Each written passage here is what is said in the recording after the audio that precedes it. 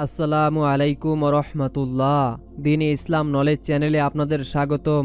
আজ আমি আপনাদের সঙ্গে আলোচনা করব বান্দার জীবনের আমল ও সওয়াবের গুরুত্ব অপরিসীম। বিভিন্ন হাদিসে সহজ ও অল্প সময়ে বিপুল সওয়াব লাভের আমলের কথা বর্ণিত হয়েছে, যে আমলগুলো আপনি করলে আপনার জীবনের সমস্ত গুনাহ আল্লাহ মাফ করে দিবেন। আপনার কষ্ট থাকলে আল্লাহ তাআলা গায়বী থেকে সেই কষ্ট দূর করে দিবেন। আপনার অভাব থাকলে আল্লাহ তাআলা অভাব দূর করে দিবেন। আপনার পরিবার সংসারে রিজিকে আল্লাহ বরকত দিবেন। যাদের পরিবার সংসারে অভাব অনটন দারিদ্রতা লেগে আছে, অনুরোধ করব জীবনের সমস্ত গুনাহ মাফ করানোর উদ্দেশ্যে জীবনে একবার হলো দুনিয়া ও আখেরাতে সুখ শান্তির জন্য এই আমলটি করবেন ইনশাআল্লাহ। এই উদ্দেশ্যে ভিডিওটি না টেনে শেষ পর্যন্ত দেখতে থাকুন। হযরত ইবনে আব্বাস রাদিয়াল্লাহু তাআলা আনহু বর্ণনা করেছেন, একদিন কিছু সংখ্যক মুশরিক লোক, যারা মুশরিক অবস্থায় হত্যাকাণ্ড চালিয়েছে, জেনা ব্যভিচারে লিপ্ত ছিল, তারা রাসূলুল্লাহ সাল্লাল্লাহু আলাইহি ওয়াসাল্লামের কাছে এসে বলল, আপনি যা বলেন এবং যেদিকে আহ্বান করেন তা খুবই উত্তম, তবে আমাদেরকে বলুন, অতীত জীবনে আমরা যে সমস্ত মন্দ কাজ করেছি, গুনাহ করেছি, তা কি আল্লাহ ক্ষমা করবেন? তা কি মুছে যাবে কিনা? তাহলে আমরা ইসলাম গ্রহণ করব।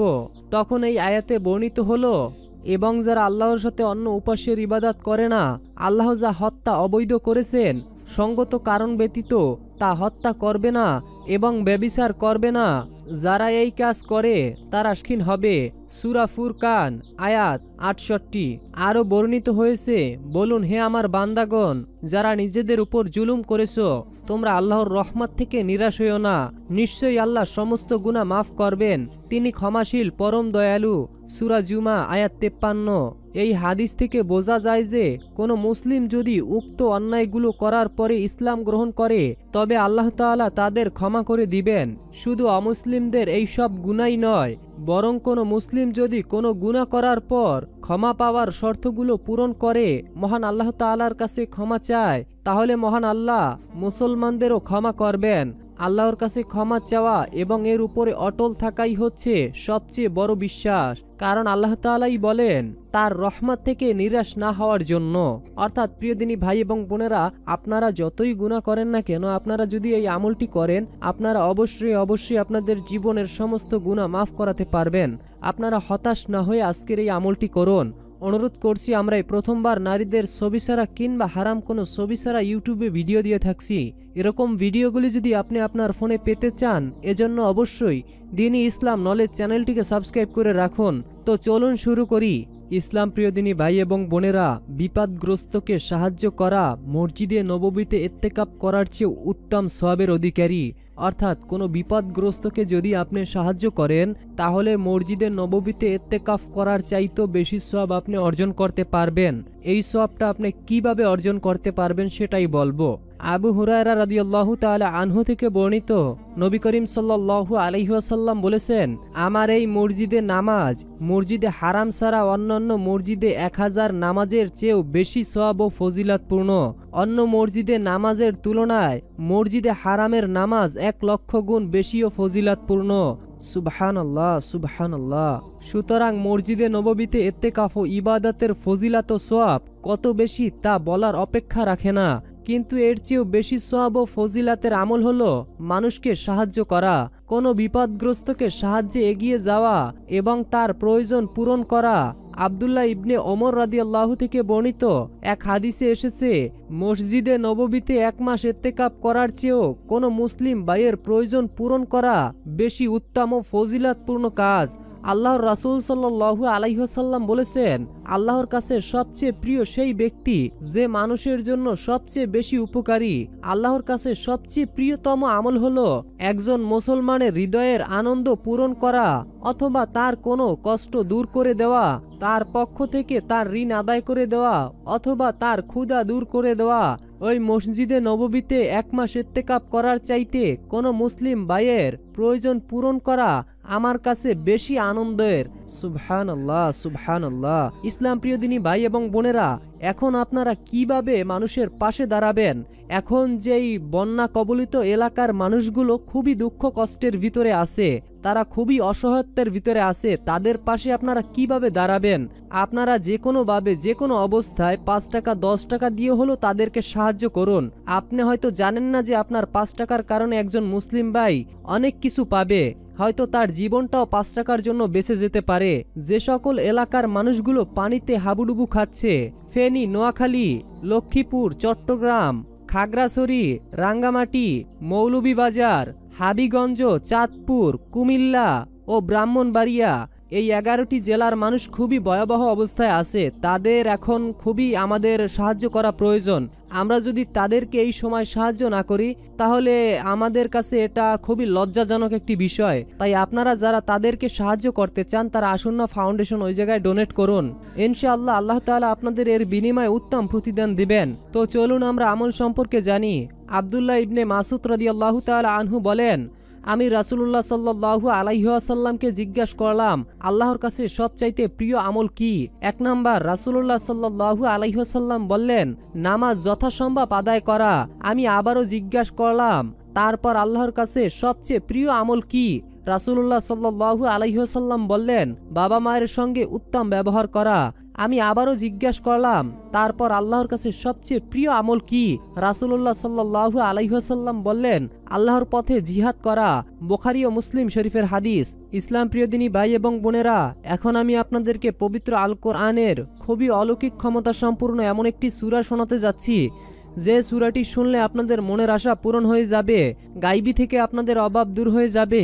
আপনারা যদি কষ্টে থাকেন আপনাদের কষ্ট দূর হয়ে যাবে, যদি আপনারা অভাবে থাকেন অভাব দূর হয়ে যাবে, যদি আপনার পরিবার সংসারে অভাব অনটন লেগে থাকে তাহলে তা দূর হয়ে যাবে, যদি আপনি পেরেশানির ভিতরে থাকেন, যদি আপনি চাকরি হারিয়ে থাকেন আল্লাহ তাআলা আপনাকে উত্তম চাকরির ব্যবস্থা করে দিবেন।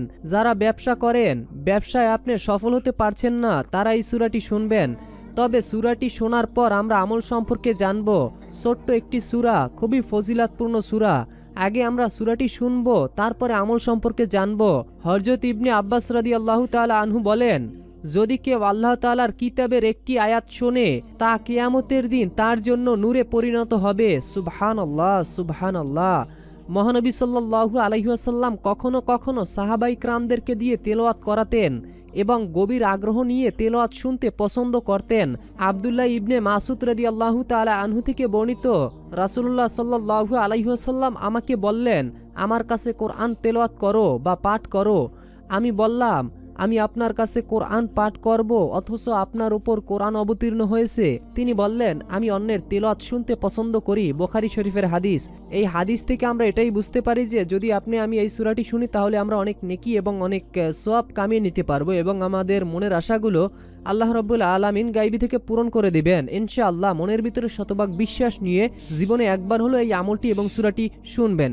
তো প্রথমে আগে আমরা সূরাটি শুনবো, এরপরে আমলটি সম্পর্কে জানবো। তো চলুন আর দেরি নয়, সকলেই মনোযোগ সহকারে কমেন্ট বক্সে মাত্র 3 বার আমিন লিখে উন্মুক্ত দোয়ায় শরীক হয়ে থাকুন এবং সকলেই মনোযোগ সহকারে সম্পূর্ণ সূরাটি শুনতে থাকুন।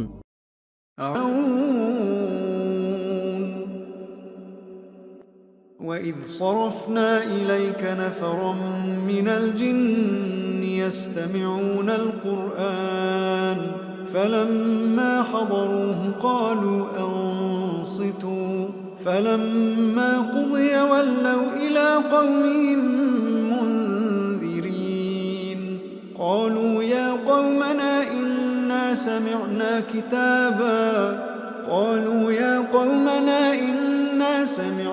كِتَابًا أُنزِلَ مِن بَعْدِ مُوسَى مُصَدِّقًا لِمَا بَيْنَ يَدَيْهِ يَهْدِي إِلَى الْحَقِّ وَإِلَى طَرِيقٍ مُسْتَقِيمٍ يَا قَوْمَنَا أَجِيبُوا دَاعِيَ اللَّهِ وَآمِنُوا بِهِ يَغْفِرْ لَكُم مِّن ذُنُوبِكُمْ وَيُجِرْكُم مِّنْ عَذَابٍ أَلِيمٍ وَمَن لَّا يُجِبْ دَاعِيَ اللَّهِ فَلَيْسَ بِمُعْجِزٍ فِي الْأَرْضِ وَلَيْسَ لَهُ مِن دُونِهِ أَوْلِيَاءُ أولئك في ضلال مبين أولم يروا أن الله الذي خلق السماوات والأرض ولم يعي بخلقهن بقادر على أن يحيي الموتى بلى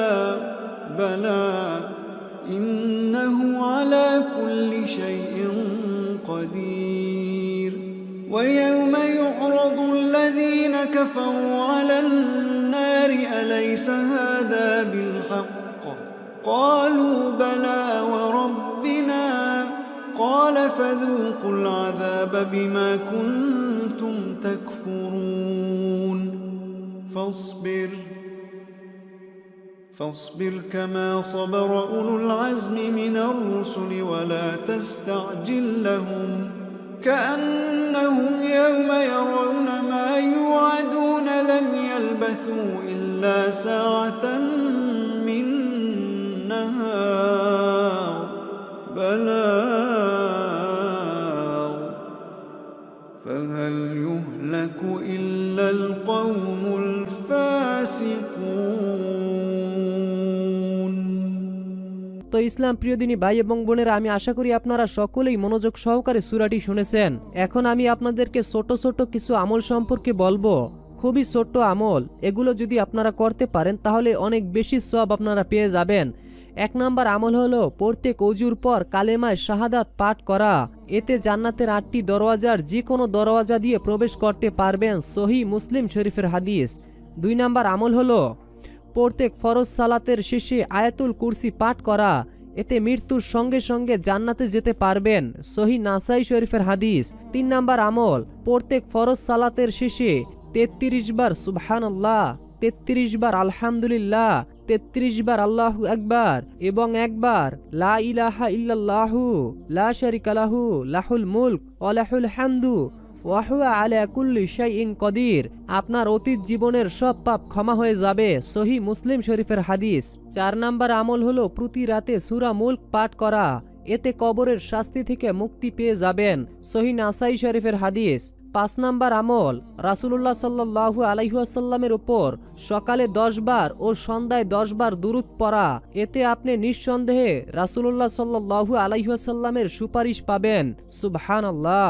ইসলাম প্রিয়দিনী ভাই এবং বোনেরা, আমি আশা করি আপনারা সকলেই এই ছোট্ট 5টি আমল করবেন এবং মেনে চলবেন। তো এখন গুনাহ মাফের শ্রেষ্ঠ দোয়াটি আমি এখনই আপনাদেরকে বলে দিচ্ছি, যেই দোয়াটি খুবই ছোট্ট এবং খুবই শক্তিশালী দোয়া। রব্বি ইন্নী জালামতু নাফসি ফাগফিরলি, রব্বি ইন্নী জালামতু নাফসি ফাগফিরলি। আপনারা যে কোনো নামাজের পরে এই দোয়াটি পড়বেন, রব্বি ইন্নী জালামতু নাফসি ফাগফিরলি। দোয়াটির আগে এবং পরে অবশ্যই আপনারা দুরূদ শরীফ পড়ে নেবেন। দুরূদ শরীফ আমি আশা করি আপনাদের সকলেরই জানা আছে, তবে আপনাদের সুবিধার জন্য সবচেয়ে ছোট্ট একটি দুরূদ আমি বলে দিচ্ছি, সাল্লাল্লাহু আলাইহি ওয়াসাল্লাম। আপনারা এটিও পড়তে পারেন অথবা আপনার যেটি জানা আছে সেটিও পড়তে পারেন। আমি আশা করি আপনাদেরকে বুঝাতে পেরেছি। তো এই ছিল আমাদের আজকের ভিডিও সম্পর্কে যদি আপনাদের কোনো মতামত থাকে তাহলে অবশ্যই কমেন্টে জানাবেন।